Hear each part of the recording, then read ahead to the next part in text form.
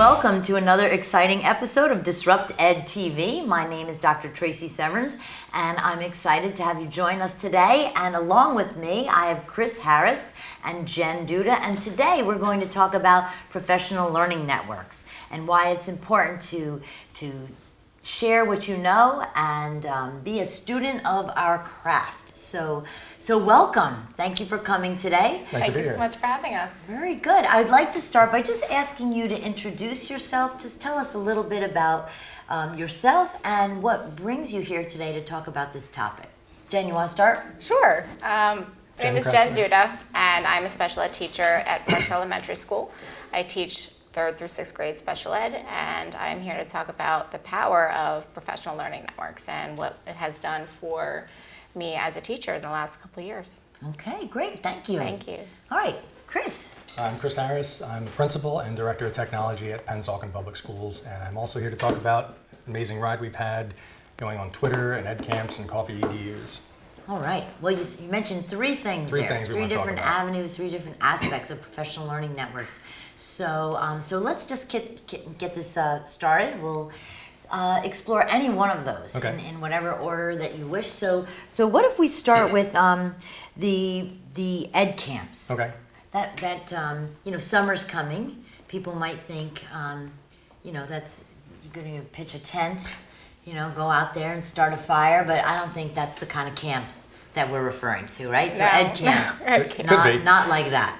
Could be happy camper There may had a not fire be any and a tent. tents Happy involved. camper Camper had a tent and a yes. fire. All right, talk fire. to us about EdCamps. All right, so too many teachers, I think, live in isolation. I mean, they're surrounded by people all day long, but it's kind of a lonely job for a lot of people. And not so long ago, I started going to these EdCamps. And I realized there's a whole movement going on out there. People bringing their A game, showing up on a Saturday. Anybody can go, anybody can present, sharing what they know. If you want to have a conversation, you can have a conversation. And it's just really about people that want to get out and share what they're doing in their schools, have a conversation about what they're doing, and also seeing what's going on in other schools and bringing that back to your district. What I've noticed is that by going to these, over time, we started the network. We started off going to coffee EDUs and EdCamps. We got on social media with Twitter. We started networking with a lot of people, and we've made a lot of connections over the years, and we actually started presenting ourselves. We do a lot of presentations together, and it opened up a lot of doors for us. So what I want to get through to most people here is that if you're a teacher, if you're an educator, you need to get out. You need to get out of your room. You need to get outside your district and see what's going on outside your little narrow worldview, because there's a lot of amazing things going on out there. And I think some teachers are kind of stuck in the past, and this is a great way for people to get out and see what's going on. I think some teachers don't even know what else is going on. Like for me, I'm a special education teacher, and when you teach in a self-contained classroom, you're already in a bubble, even if you teach in a community-based school. You really don't know what the regular ed teachers are doing. And so you can get lost and fall behind on the information and the exposure and the experiences that the reg ed kids are getting versus the sped kids are getting. For me, I actually teach in a self-contained classroom in a self-contained district. The whole district, we're further in a bubble because none of our kids are reg ed kids. So we have kids with, with autism, who are in cognitive severe classrooms, behavior classrooms, multiple disability classrooms. And so the PD that is offered within our district really doesn't necessarily pertain to what else is going on in like the bigger spectrum of education. Going to these EdCamps, they really are based, they're starting to come out with more and more SPED camps, or special education camps. But typically they are for regular ed teachers. So I get to see and discuss and share information with regular ed teachers, see what they're doing, and then I bring it back to my students in my bubble, within a bubble, and then adapt it, and then go and share what I've learned with the reg ed teachers who also have SPED kids in their classroom. Sure. Okay. So. And I think a lot of people take it for granted when they go to a lot of EdCamps that everybody knows what an EdCamp is, and what you find is that a lot of people don't. Yes. And for people who don't know what an EdCamp is, It was started, I guess, based on the unconference model in about 2010. It started with some teachers in Philly, and we're not here to tell the EdCamp story, but since then they've developed a foundation. There's EdCamps all over the world, and that seems to be the unconference model that really just exploded. So anybody can start one, and there's 4, I guess, basic rules of an EdCamp. Has to be participant driven, so that you don't really make a schedule until the day of. It's the exciting part. It's a very That's the exciting part because you don't know what you're going to get until you get there. It's got to be free. It's got to be open to everybody, which is good because some of the best PD I've ever attended has been at an EdCamp, and it didn't cost a dime because it's people just sharing what they're doing. It's experience, not experts. So it's not the sage on the stage. It's actual teachers sharing what they do in the classroom every day, what works for them. And the best part is the rule of 2 feet. If you go to a session and it's not what you think it is, you just go to another session. It's no harm, no foul. Nobody cares. And it's amazing, and free professional development. Positive. It's so positive because when you have professional development within your school district, it can get very catty, and everyone can start complaining about what's going on in their district and who has what and who doesn't have what, and what we need and what we should be doing but are not doing, or what we have to do but shouldn't be doing.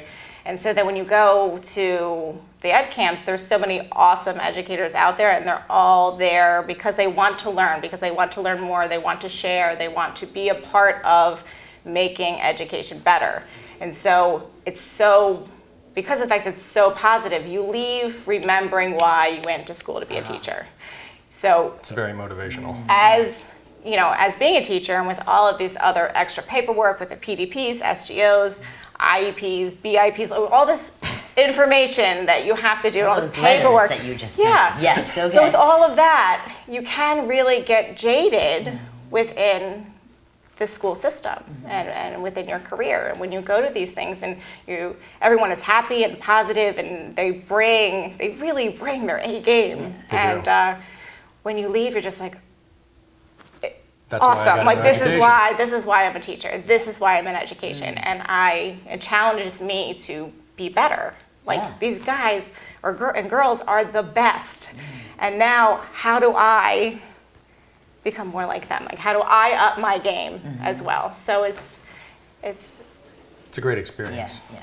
There really is, I find, a pulse. I've always believed that learning should be exciting. There's energy, there's enthusiasm.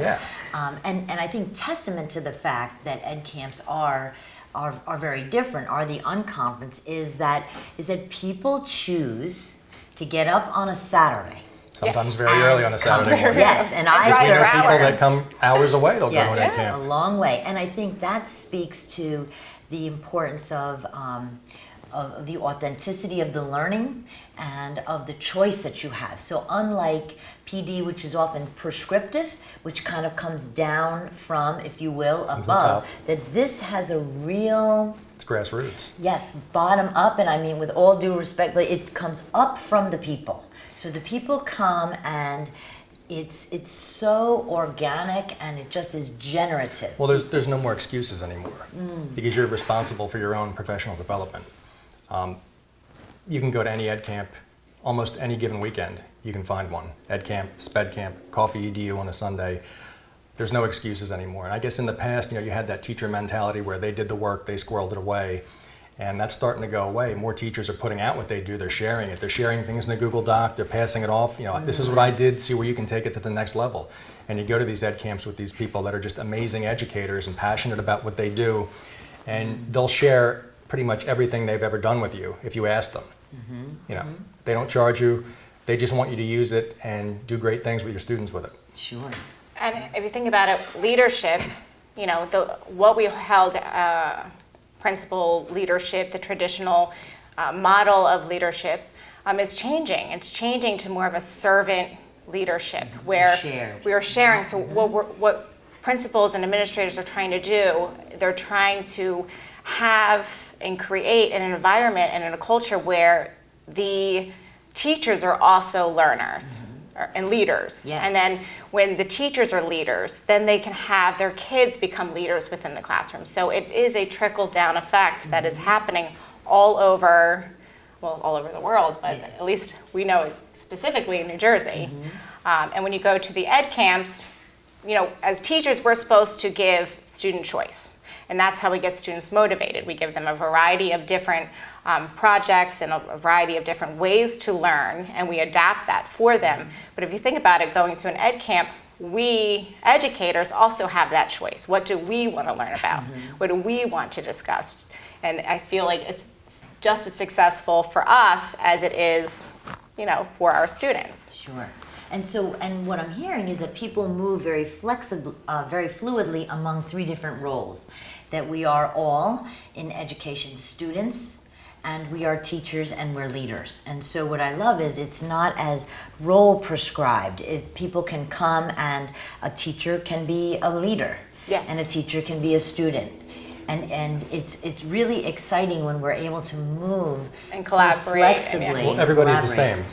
If you go into an EdCamp session, you're not going to be able to tell the principals from the superintendents, from the teachers, from the assistants. Everybody's just there. They're the same. They just want to share and learn. And I think that's great because you have a lot of organic, natural conversations. It's not top down. It is grassroots. And everyone has had different experiences, so they all have something to share, some input that they can give that may either extrapolate about on something you already believe, or may change your current belief, thinking like that may be the better way of doing something. And I have been to an administrator's ed camp that was hosted by North Plainfield a couple of years ago. I was recently at a special education That's ed us. camp. That was yours, which was Shameless really plug, Sped huge. Camps, New Jersey. On the first really beautiful day. We know Yes, we've been it was really so struggling with beautiful. weather. And over, I think, 200 people. I mean, it was really It was a exceptional. great turnout. And here's what I thought was really, really remarkable. My sessions, I did 2, both included paras, Yes. who are often kind of marginal, and parents. Yep. Yes. So my group, my little learning cohort there, included people who fill many different roles, but what everyone had in common is they really care deeply about children with special needs and making every opportunity, everything possible And for everyone's their kids. input Yeah. was Valued. Yeah. important. It was important to know what the powers are thinking, what the families are thinking. The more information you have from everyone in the team, including the parents. I mean, the parents for me are my biggest resource.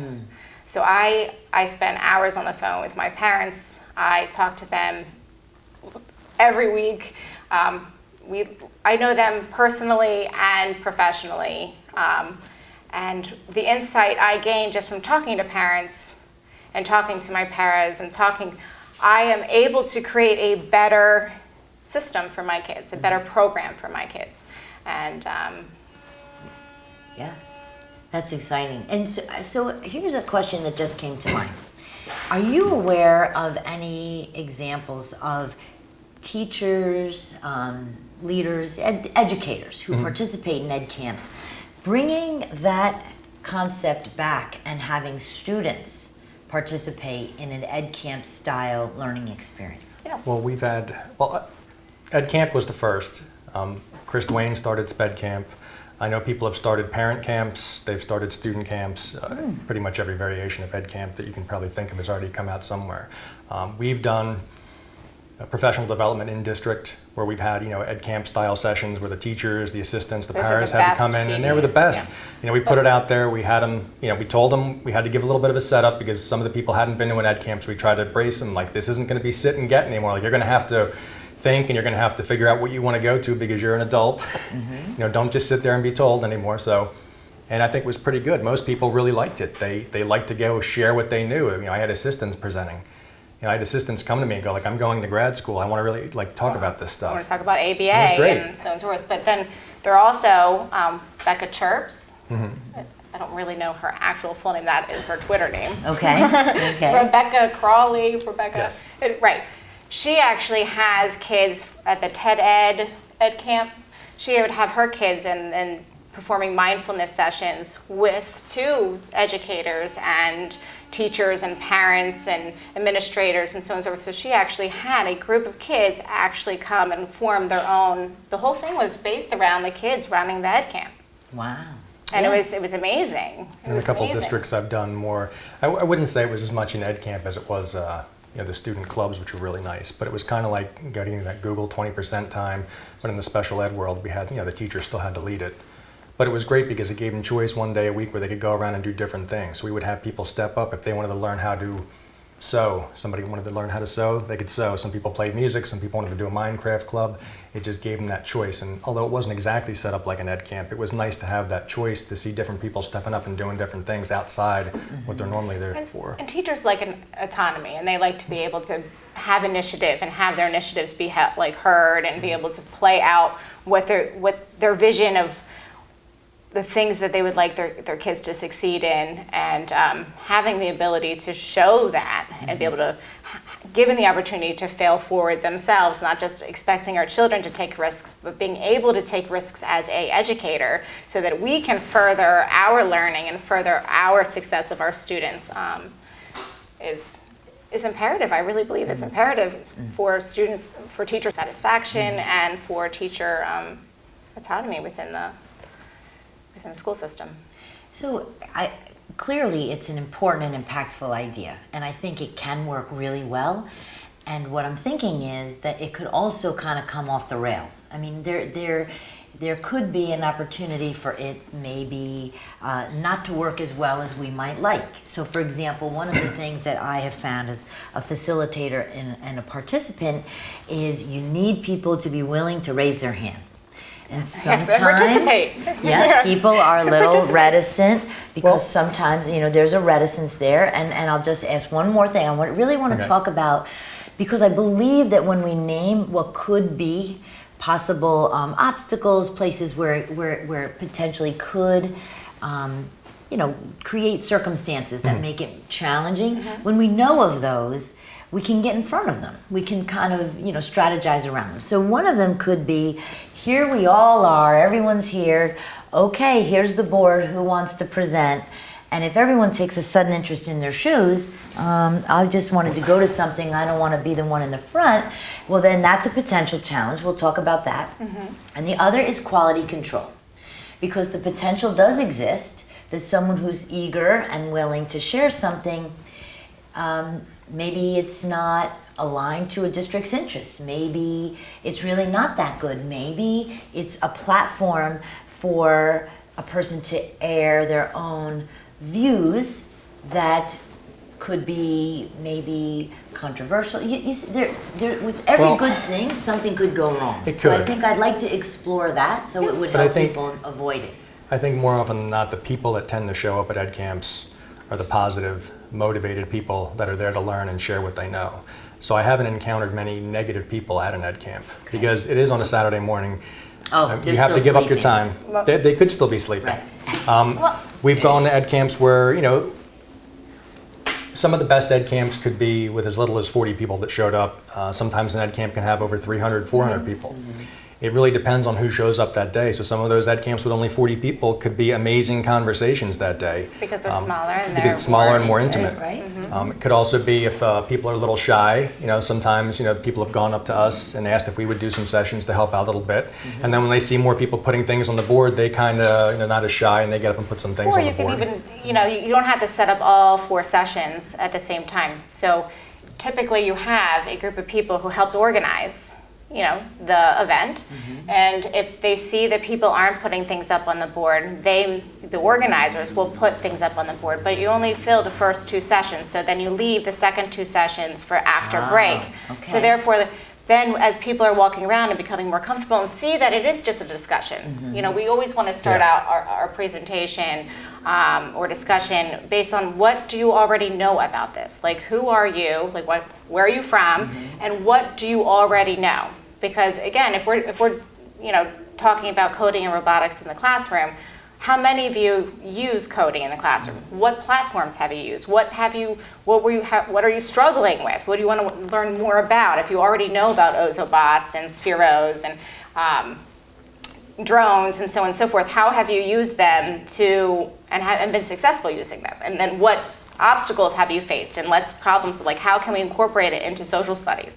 How can we incorporate it so if you're in a regular ed school and you have to have 40 minutes of English, 40 minutes of math, 40 minutes, and it's very, very strict time frame, how do we implement coding and something like that into the classroom so we can problem solve? But if you don't know where they are when they walk in the room, then that's where you need that information in order for the conversation to flow smoothly. One of the EdCamp organizers from EdCamp, New Jersey, as we're trying to set up for next year, was stating that we may even need a facilitator, one of us as the organizers in each of the rooms, just so that we can, bring the conversation back to where it's supposed to be versus, if it gets off track or off trail, if something starts going wrong, maybe there are controversial things that we don't want to go off on it about, that we could tail it back to where the initial pieces, or start asking questions that are more aligned with what the session was supposed to be. I think the first time anybody goes, if I try to bring somebody to an EdCamp, I would just encourage them to show up and just experience it. I don't put the pressure on to present the first time, but the second time, I try to tell them it's time to step up and share what you know. And to be honest, everybody who's done it and accepted that challenge has gone on to do some pretty amazing things. And it's come back again and again. Yeah, and you come back again and again and again. One of the speech therapists at the school that I work in went to the last SPED camp, and Chris Harris had encouraged her to get up and run a session on Proloquo to Go, which is an iPad. It's a speaking communication device, voice output device on an iPad, sorry. And so she brought all the iPads, and she actually, each one of them had the program on it, and she actually taught people how to use this communication device. Everyone thought it was great. She was scared to death. She was like, I thought I'd never do it. I would who wants to know what I have to say? Right. Who wants, nobody wants to hear this stuff. And everyone who left that session loved it. She came back this year and she did positive behavioral supports in the classroom. She was so impressed that they had actually asked her to run a second session because they wanted to know more. She wasn't done yet. So they asked her if she would come back and they can continue the conversation after lunch. So she went up to Chris Harris and said, thank you so much, because I would have never done it. I'm addicted to EdCamps. I'm addicted to doing this. I even have received so much good advice from the people in the room that are also trying to troubleshoot with the positive behavior supports in the classroom. So that's really a good point. You were mentioning that the person who did the first session, there was a hunger, there was an interest in more, and she could add that to the day, as opposed to a typical PD day that operates very much kind of like a military maneuver. There has to be some place for everybody all day. I mean, that was one of my chief responsibilities in Mount Olive, was I needed to have a meaningful place for 600 people to be throughout the course of the day. That's huge.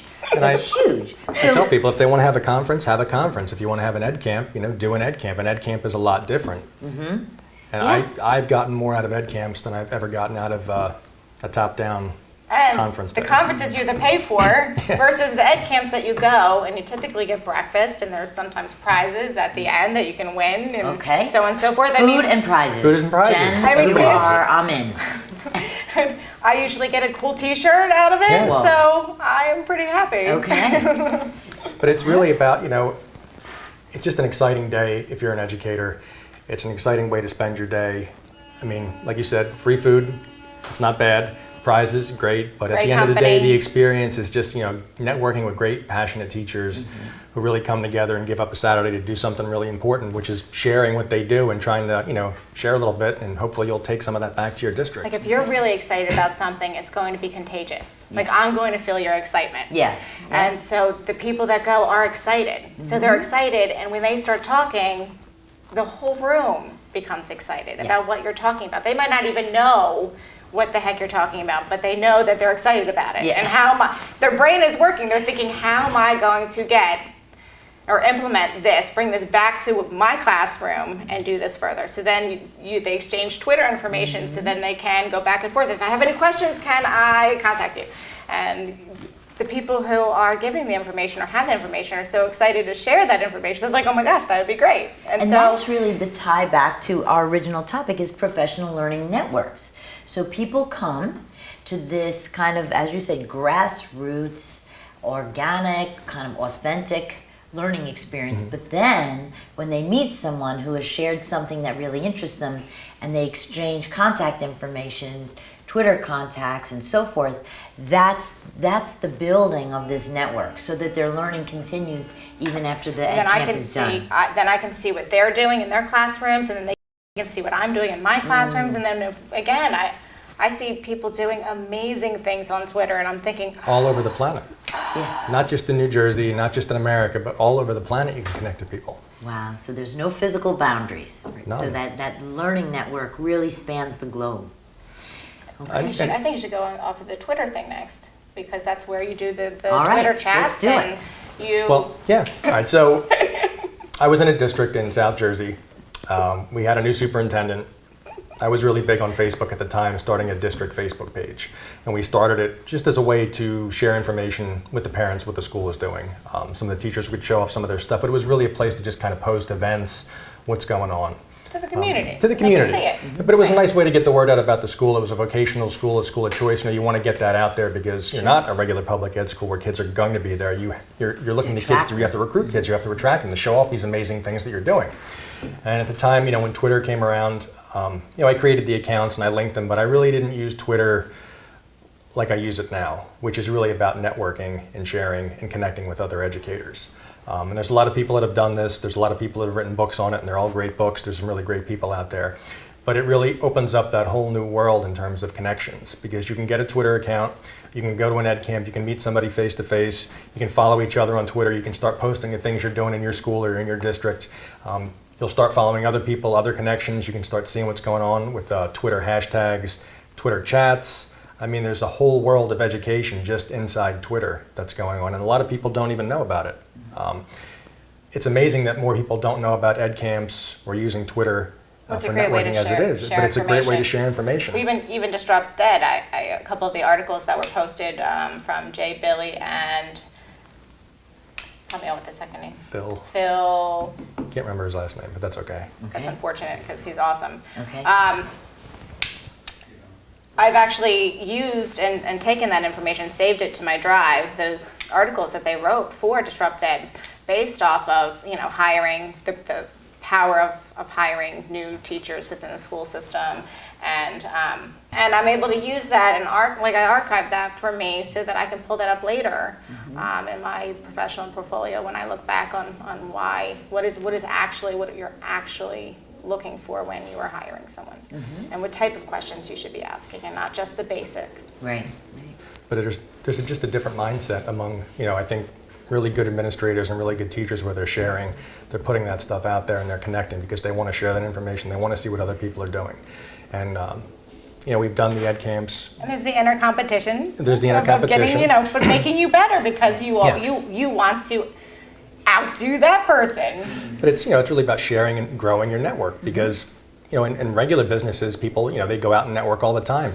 Teaching is a strange business where people sometimes never leave their room. They could spend an entire career in the same room and never get out. They could be doing amazing things and no one would know it. Sure. So why would you want to keep that a secret? How long have you been on Twitter? 2 years. And talk about your life 2 years ago and then talk about it now as an educator. Well, 2 years ago, I did not know much about technology. I didn't know how to mirror my phone to the Apple TV in my classroom. I had no idea. When Chris Harris showed me, I was like, oh, you mean I can teach this lesson that's on my iPad, through our curriculum, and I can mirror it behind me so I can actually do a group so everyone can see what I'm doing. And then with the iPad, I can go to each student or even have them come up if I want them to move. But if it's too dangerous for them to move, I can bring it to them. They can actually answer the questions or manipulate the activity, and everyone can see what's going on behind me. I was like, this is amazing. Something as little as that. And now I'm like, I didn't know how to mirror my... So Jen is an amazing teacher. Jen always was an amazing teacher. But you wouldn't know Jen was an amazing teacher because she was never on Twitter. So 2 years ago, she got into technology. She started a Twitter account. She started going to EdCamps. Now she's got almost 2,000 followers. She posts daily videos that the parents love. She's become an expert, I would say an expert in coding and using robots in special needs classroom, and we've done those presentations. And that's just in 2 years, just from doing things as simple as creating a Twitter account, networking with other teachers, and attending some EdCamps. Wow. And my parents, they love the fact that I post the videos. So we're constantly taking, videos of their kids signing or coding or, participating in a variety of different groups. And sometimes I will just use the single video and I'll post it, but sometimes I'll take like what we did that week, and set it to music and put it up there. And the parents, especially even at the IEP meetings, they tell me that it's a lens inside the kids' classroom. So even though I still still have conversations over the phone, I still text them, I still email them and write in their communication books, and the kids send home their daily My Sheet page where they fill out what they did during that day. The most invaluable thing for them is being able to actually see their kids doing what they're doing.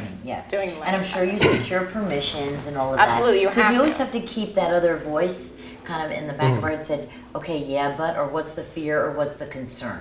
So the idea of oversharing or compromising students, particularly students with special needs, has to be balanced with that. So then They all have the to time, sign a we always release. have to Yes, have absolutely. and proceed, I think, cautiously. We want to be careful to certainly always represent students and their learning in that best light, and look at it through the lens of the parent. Right, so if you want a someone personal else. Twitter account, you also have to then have a Professional professional Twitter Twitter account. account, and you keep them separate. So my Okay. professional Twitter account is only for education. So I only follow people in education, the people I've encouraged all of my parents to follow me on Twitter as well. But the only things I post are based off of education and things that are happening within the classroom. But you have to tell your own story. Yeah. And if you watch a video, if you watch, a short video clip of what's going on inside somebody's classroom, that's amazing that they can see what's going on during the day. I don't like to keep things a secret. I would let parents in my room, I would tell the parents what's going on. If you have a Twitter account, you can post pictures of what's going on in your school. If you can post things that are going on in your classroom and share them, anybody can check that out. There's a little bit of a danger to that, but you don't post their names, you don't do things like that. There are a but set you of share your rules that you story, would do, and yeah. it's a great way to get the word out there. The amazing things that are going on in your school district. Any school district can do it. It doesn't cost any money to create a Twitter account. That's right. And it builds what Vivian Robinson describes as a virtuous circle. So we're all aware of the vicious cycle that takes us farther and farther down. And you talked about that. Sometimes it's, the complaining, or It's so easy to get unproductive kind of talk. Yes. So we know what a vicious cycle, but a virtuous circle, she writes, is what happens when I share my idea and then you add to it and it gets even better, and then Chris comes in, he makes it even better. But I have a feeling what would happen next is you'd be like, oh no, I can way outdo Chris. I'm just guessing from the dynamic. That you'd I think there's a little healthy yeah. competition sometimes and between so- teachers. Yeah, But a virtuous it's good. circle, But then what see, happens- It's all positive. then what Yes. happens is, look, Yeah. not only did I do that, but then I created blogs for my children, video blogs using so you're Seesaw or Flipgrid, and now we're doing that on top of, Yeah. we're having the kids present that work to on a platform, a video platform that you didn't use before. But they don't say you didn't use before. They're like, oh, we took your idea and look what we did with it. And I'm right. like, yes. So it gets better and better and better. I think teachers were the original hoarders. Yes. You ever watch that They show? still are. It's That's awful. so true. With the garbage piled all the way up to the ceiling and people are climbing around and you're like, oh my goodness, Well, how there did was- it? But there was how that many mentality. classrooms have you been in that we hoard not just our stuff, there's plenty of that also, but information. And Exactly. I think Why squirrel it all we away? really, really need to share. And because some people I find are very, they have a notion of competition in education, that for me to have a high SGO or SGP score, back to the alphabet soup, Yeah. then I need to keep my successes and my strategies to myself that I as can still opposed to look good. sharing. But I think really what you're talking about is all of these professional networks help all helps all everybody. boats Elevates rise, everybody. right? Very appropriate to where we are. The rising tide raises all ships. And Well, like we talked about before, some of those teachers have that mindset where they did the work, they created it, the new teacher comes in, they have to pay their dues.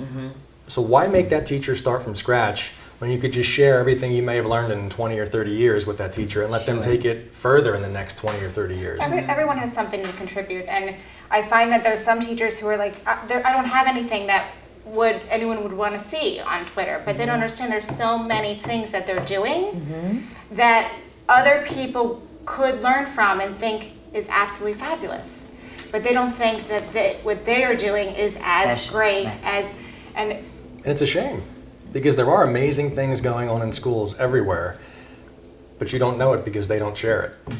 Yeah. And whether it's because they don't think it's worth sharing or because or they're scared to They're share scared it to because share they it, don't feel like they're good enough. because they work or- for an administration that frowns on sharing, that frowns on technology, that frowns on, bottom-up type professional development. Right. It used to take a village to raise a child, right? And when I was growing up, my neighbors knew where I was.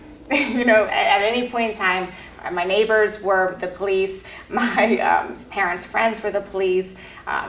Pretty much anyone who lived in the neighborhood, the teachers. I mean, any adult around me, was in charge of my well-being. And now, so within the school system, the fact that teachers are not sharing, I mean, we all need to come together so that we can work as that village to help all of the kids, not just the kids that are in your direct line of sight for that year. Sure. And the cool thing is, as you mentioned earlier, Chris, it's a global village now.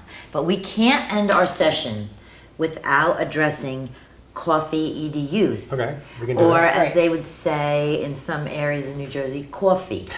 Coffee EDUs. That would be the northern part of New Jersey That you're would referring be to? maybe up in that area. So talk to me about coffee talk. All right, so an unconference model is basically participant-driven. An EdCamp could be an all-day event. A coffee EDU was started by Alice Keeler, I guess, out in California, based on Coffee Q. Okay. I know there's all these crazy names, but Coffee EDU is basically an unconference. There are official rules and a website where you can look up the official rules, but it's supposed to be participant-driven. It's supposed to be for 1 hour, and you're supposed to make the topic up and all discuss that same topic the day of. So Okay. we've attended several throughout the state. There's a few people that put on some really good coffee EDUs up in North New Jersey. There's a few that are going on in South, a couple in Central right now.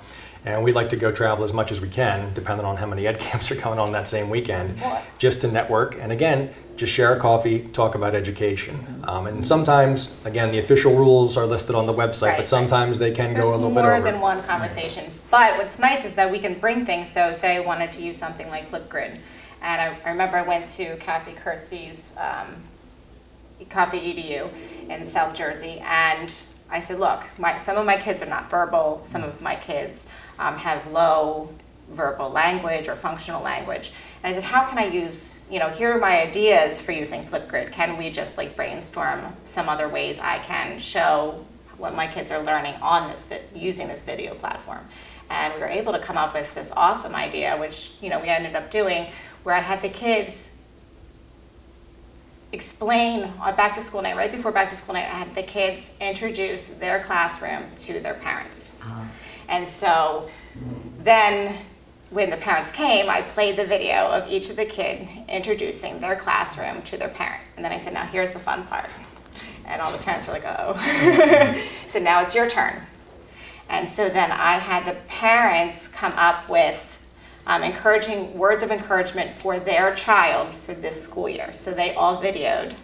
And then the next day when the kids came in, the kids got to see their parents on the Apple TV, because now I know how to mirror my So that's the modern version of the so- note that the parent would Yeah. write and put in your desk. But what was so nice about it is that the parent that couldn't come was able to do it. I sent home directions. They were able to do it in their home because it works off of any tablet, and then they were able to submit it even if they weren't there. Very nice. So, But that all but we happened learned because something like that because we went to this Coffee EDU, and I had a question, and then everyone helped me brainstorm some ideas on how to make it successful. So if you can't give up a full day to go to an EdCamp, a Coffee EDU is a great thing to do.